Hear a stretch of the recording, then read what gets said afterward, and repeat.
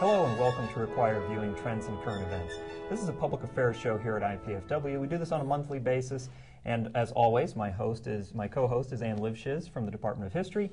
And this month we're going to be talking about economic development. So we've brought with us into the studio John Stafford, the director of the Community Research Institute at IPFW. John, welcome. Glad to be here. Thank you very much for joining us. We are not going to waste time. We're going to go ahead and get started right away. I have never in my entire life heard a candidate for office or an elected official refuse to speak about economic development. Nor have I. Yes.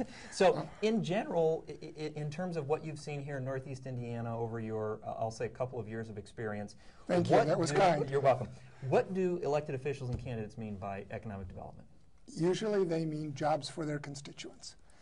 And when economic times are relatively good, you hear a little bit less of that. And when they're difficult, as they have been the last few years, it seems that everyone looks to their elected officials, whether it's on the national level or the state level or the local level, for help in, I'm looking for job opportunities. What is my government going to do to help me find those opportunities? Mm-hmm. So pretty normal reaction. All of us are human, and we look for help when we need it. Sure. Now, of course, I should mention to folks that this show is brought to you by the Departments of Political Science and History, and that's part of the reason we have a historian here, but also because we want to make sure there's an international perspective to this. In the case of the Soviet Union, which is what you study, Ann, what was meant by economic development?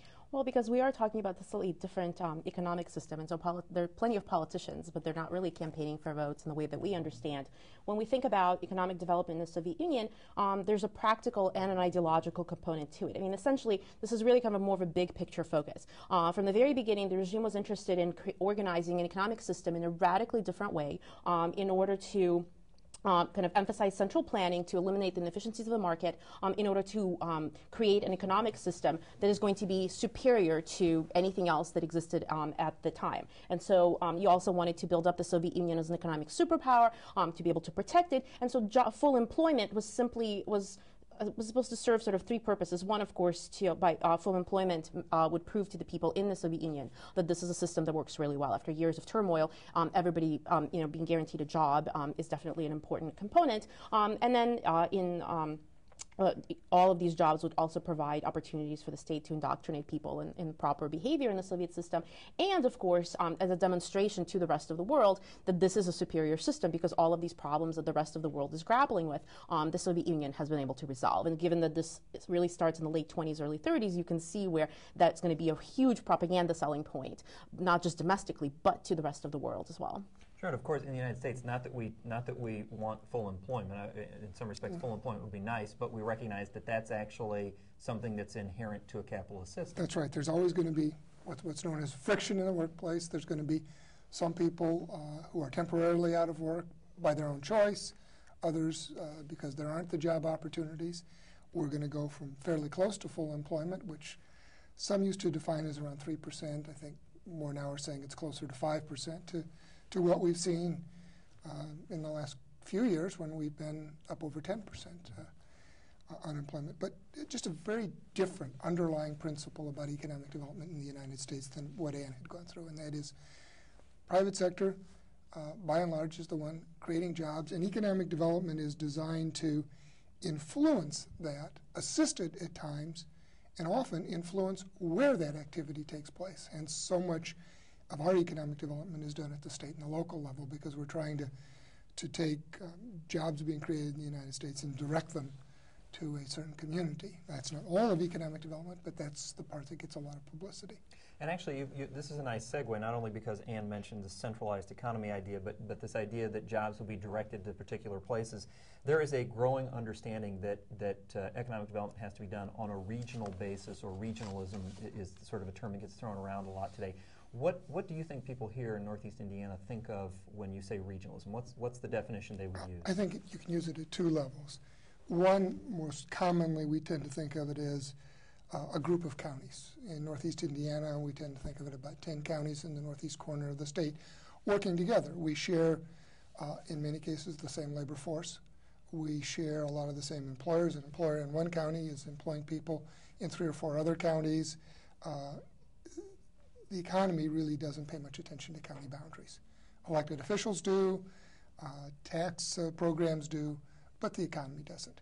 Then I think you can think of regional development at a much larger level, the Midwest. We all share in the Midwest a lot of common economic variables, very heavily invested in durable goods manufacturing, in natural resources, an economy that did incredibly well in the last century and has its challenges in this century, and those are challenges that I think we'll have to deal with collectively as a group of states.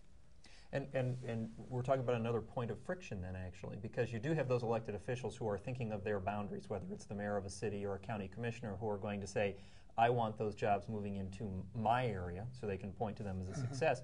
It's kind of hard to point to your neighboring county and say, I took those jobs there. It's not exactly a selling point when you're running for re-election. Although we've seen more and more a higher level of sophistication on the part of local elected officials saying, you know, well, that project didn't come to our county. It came to Northeast Indiana, and my constituents have job opportunities at that facility. Or a retention, maybe even a company that moved from one county in Northeast Indiana to another county. And we'll have that example with Franklin Electric's headquarters coming from Wells to Allen County. Many of those current employers will continue to live exactly where they're living now. And we're getting more and more recognition that, you know, the choice there wasn't between two Northeast Indiana counties. It was Northeast Indiana or somewhere else in the United States. Yeah, and we will take that here, no matter what. Yes. And let's start with the Soviet Union, because obviously that was a highly centralized economy. So regionalism meant basically the entire country. Well, yes and no. I mean, it's interesting because the big decisions about resource allocation are going to be made at the center. That is, regions don't have the right to decide how they're going to develop their specific economy. But in the last couple of decades, we've seen kind of the scholarship on the topic has really brought out the fact that there was, even within the centralized Soviet system, there was some room for regional agency, because ultimately there's the broad outline of how the economy is going to develop, but the central authorities have to decide where's the money going to be invested, and gives the power to the regions to essentially lobby to have investment in their region as opposed to another one. They don't have the right to lobby for a different approach to the investment. They simply are lobbying for scarce resources. So what kind of argument, what was a good argument? What helped win the day? For example, in the 1930s, an argument would be, okay, you want steel, let's build the facility here because we're really close to the raw materials. We won't have to transport them across this very large country. We can do it right there. And so that often was a winning argument. It also, I mean, sometimes it was less about the persuasiveness of the argument and more about, who was patronage, basically. But the interesting tension was that the allocation of resources was not always a good thing. I mean, it was good from the point of view that this now meant that there was going to be development in the region, factories, jobs, and investment from the center, the only place investment could come from. But at the same time, it also had drawbacks because there was virtually no possibility to make any alterations to the model once it was promulgated from the center. It meant that if the local conditions did not match up to the vision that the center had and things did not go according to plan, the people in charge would be punished, right? So, I mean, if things went really well, the investment and the attention meant a meteoric rise for that particular party leader.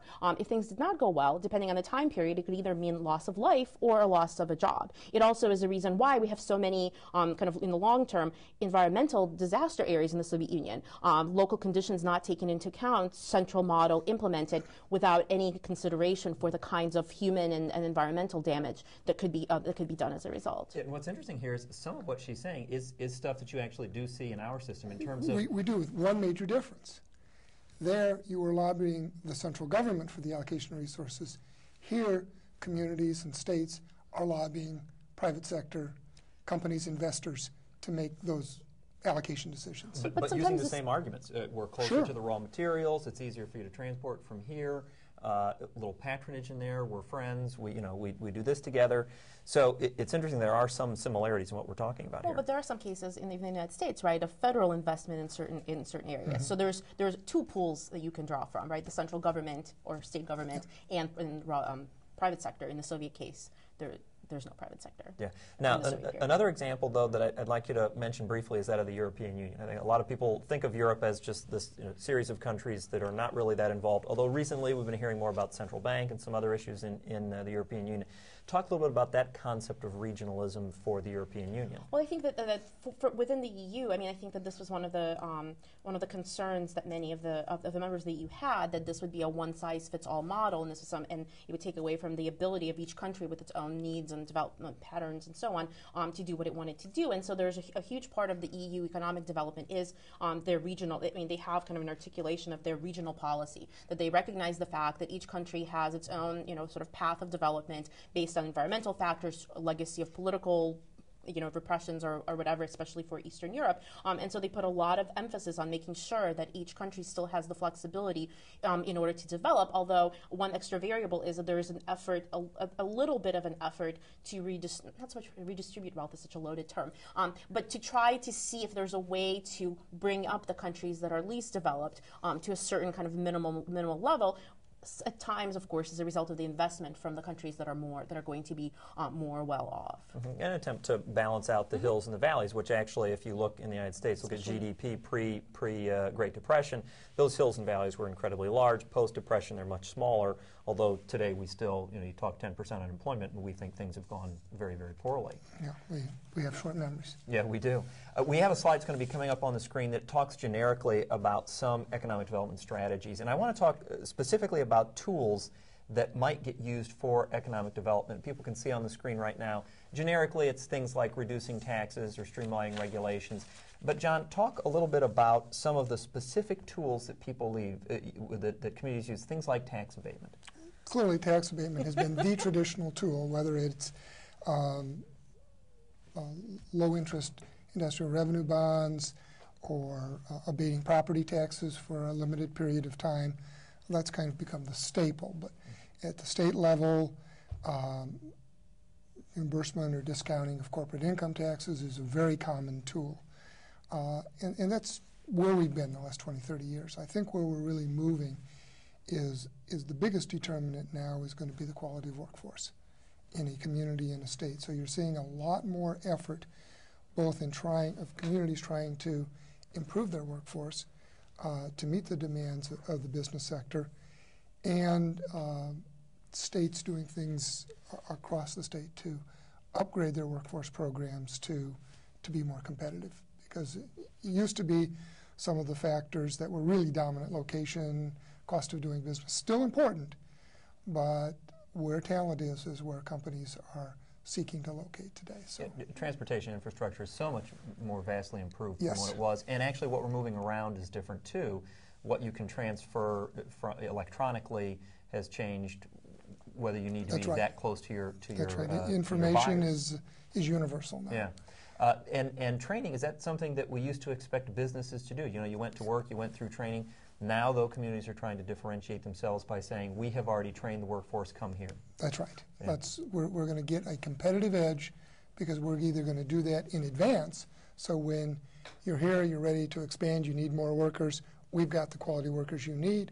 Or as you make that investment and need more workers, we're right there as a partner to help with those costs, with the training programs. And compared to a community that says that's all business's job to do that, and the community says we'll be a partner in that, odds are that the partners are going to have a little edge up. Sure, it'll be attractive. And what kind of tools did we have in the former Soviet Union? Well, I think in the Soviet case, again, we have to consider that most of these decisions, again, are big picture, big picture decisions. And so I guess I would put the tools into the sort of the positive and repressive category, right? So, and I'll start with the repressive. Because that's the happier note. Yes. Just for fun. Well, and then we can move on to the positive, which I guess offers some similarities. I mean, essentially, the state wanted to make sure that there was nothing that would interfere with the vision that it had for economic development and for economic growth.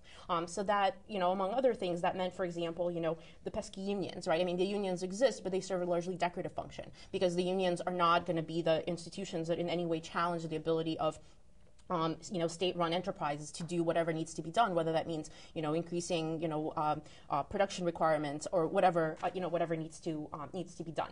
Propaganda, of course, again, sort of trying to train and I would put propaganda, I guess, into both categories. You're both cultivating kind of concern and fear about doing the wrong thing, but also promoting how important it is to be a productive member of society. And then the other category is resource allocation, which includes actually investment in education. And I mean, and this is actually one of the really interesting things, because as the Soviet regime is, especially 1920s, 1930s, but pretty much until the end of the Soviet system, this is a regime that invested a tremendous amount into education as a way to make sure that would contribute to the economic growth and economic development. And became one of these kind of fascinating built-in tensions within the Soviet system. How do you train an educated population that is on the one hand obedient and loyal and doesn't question the system, while at the same time possesses the critical thinking and intellectual creativity to be able to develop scientific and technological things of variety. And this is in many ways, I mean, kind of a contributing factor to the eventual collapse of the Soviet Union, because ultimately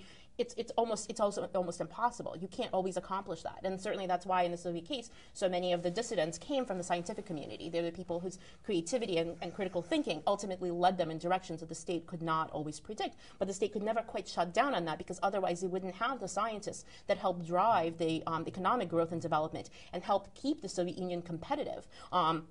In the arms race, and primarily in the arms race, realistically, by the 60s and 70s, with the rest of the Western world. One of the items that showed up on the screen there when we were listing those generic strategies was actually amenities. And I guess in some respects you could refer to education as an amenity, but at least as far as the United States is concerned, we go beyond that, don't we? We do, and it goes back, in a lot of cases, to that talent question. Mm-hmm. Talent has more flexibility to choose where they wish to live, where they wish to work, probably more than they've ever had. And they are choosing, particularly young, well-educated individuals, are choosing communities that have a high level of amenities that they desire, whether that's recreational opportunities, cultural opportunities. And so there's more and more emphasis now on particularly cities saying, we're going to distinguish ourselves. We're going to become a place that attracts and retains talent by virtue of our amenities. And clearly the winners in that to date have been the very large metropolitan areas in the Midwest, Chicago, Minneapolis, and to a lesser extent the Indianapolises and Columbus, Ohio's, have been the winners in that. But there are many other cities, including our own, who are working very hard to close that gap and provide enough amenities that we can be attractive to and retain talent. And it's interesting that we once again are talking about proximity. No longer is it proximity to distribution networks, but now if you live in Fort Wayne, you're a few hours away from Chicago and Detroit, Indianapolis, et cetera, et cetera. Well, we have a few minutes left, but I want to make sure that we cover whether or not these tools actually work. There's literature on both sides that says it does, they don't. In general, what is the current thinking regarding some of these amenities? And we'll go ahead and start in the U.S. again. Okay. Well, very, very few communities in the United States are going to choose to unilaterally disarm from the economic development war. They can't afford to. So the competition is going to go on. The competition in the 2+, and I put a real emphasis on the plus years that I've been involved in this, like 35 other years, it has escalated a great deal, particularly at the state level. The tools that states are using, the tools that they allow local communities are far greater than they used to be. Some of the theory would say, well, we're just reshuffling the deck. But the reality is at the local and the state level, going back to your first question, the elected officials, competition is as fierce as ever, and the use of the tools is extensive. Do they make a difference at the local level? Sure. They help make decisions along with a lot of other factors. From a broad national standpoint, in some cases we're a more competitive country because of some of that. In some cases we are just moving from one location to another. Mm-hmm. And I hate to do it, but you have like a minute and a half, 2 minutes. Let's talk about whether or not these strategies work. And of course, some could argue the failure of the system says it failed. Well, before we say that, I mean, I think it's one important thing to note is, of course, what when we're thinking about the Soviet Union, what time period are we looking at? If we're looking at late 20s, 1930s, even 40s, and even 50s, one can argue that frankly, it worked reasonably well. The Soviet, especially during the Great Depression, the Soviet Union posted, kind of amazing rates of economic development, which was amazing both because these numbers were so high, and of course because the rest of the world was not growing economically during that time at all. What it comes down to, though, I think, is the question of what is the economic development for?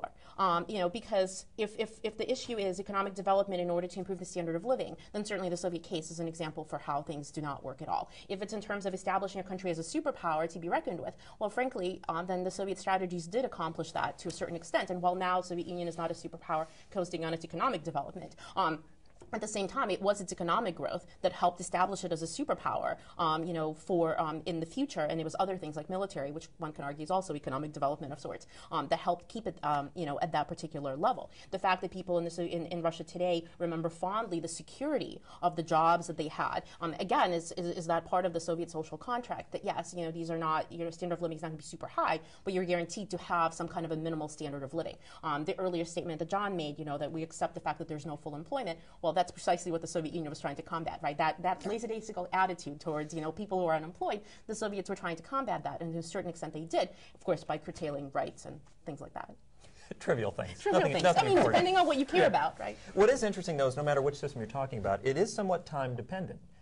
If you look at, and measure specific, if you look at building a superpower, Soviet Union was successful early on. If you look at balancing out those big peaks and valleys, we've certainly done a better job of that post-Great Depression than we did beforehand. It's a very interesting topic, and unfortunately, as is almost always the case. You're going to cut this off. I'm going to cut it off, yes. I'm afraid we don't have an unlimited number of minutes to do this. So what I'd like to do is thank John for coming in. John is the director of the Community Research Institute here at IPFW, a wonderful resource for the community. And we're going to take a little break, and then we'll be right back. And we're out. That's it. Okay.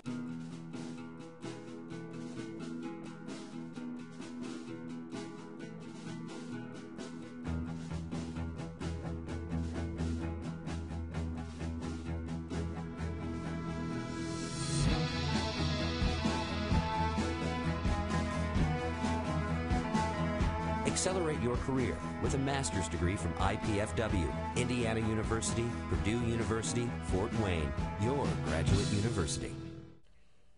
If you found today's topic interesting, we have several places you might go to get some more information. First, coming up on the screen will be a series of websites.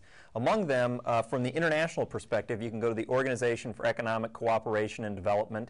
You can also check out on the local level the Indiana Economic Development Corporation or the Fort Wayne Allen County Economic Development Alliance. All of them have very interesting information about economics in the area. And then we also have some reading for you might want to go check out. First, coming up right now would be 8 Issues for Policy Toward Economic Development Incentives. This is written by Timothy Bartik. Interesting in terms of which things work well and don't work well. The Urban Experience, which is a book that I have actually used in a class here. Chapter 14 does a nice job of summarizing a lot of those economic development tools and how well they're working. And then finally, if you're just looking for a journal, something that you want to turn to on a regular basis, I recommend the Economic Development Quarterly. Well, every show we shine a faculty spotlight on a faculty member from IPFW. This show, the spotlight is on Dr. Craig Ortsey. He's a continuing lecturer in the Department of Political Science, and he's probably better known to most people in the audience and people in the Fort Wayne area for teaching a lot of diverse and intellectually challenging classes available on CATV. Dr. Ortsey is going to talk about his research dealing with the impact of expansion of the EU and the economic development in the area, and his interview was recorded in his natural habitat, the classroom at CATV. Hi everybody, my name is Craig Ortsey, and as you probably know from watching CATV, I teach a number of classes on cable access, including one on the politics of the European Union.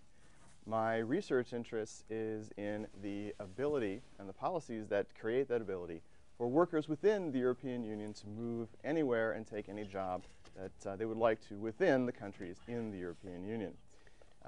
The EU was founded 60 years ago on the notion that peace and economic prosperity in Europe depends on the ability of capital, labor, and capital, labor, services, and workers being able to move throughout Europe without restrictions.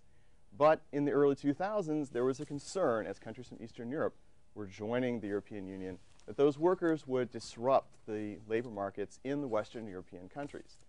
My research has basically been looking at what kinds of numbers, how many people could they expect to move from Eastern to Western Europe to take those jobs. And as I said before, there was a concern that millions of Eastern European workers would go across those borders and displace workers in the Western European economies. And what my research has basically demonstrated is that this fear was exaggerated at best. Yes, there would be workers who would move from the one area of Europe to the other, but people generally don't move unless there's a very good reason for them to do so. The economic differences have to be great in order to induce people to go from one place to another. And the economic differences within the EU simply weren't great enough to generate the kinds of numbers that these individuals were concerned about. My hope in the future is that I'll be able to expand this research to Turkey and other places in Eastern Europe, which will be joining the EU soon. And the same concerns will likely resurface when that happens. Thank you very much for your time. Well, it's good to hear from Craig and to see him in his natural habitat in the CATV classroom there.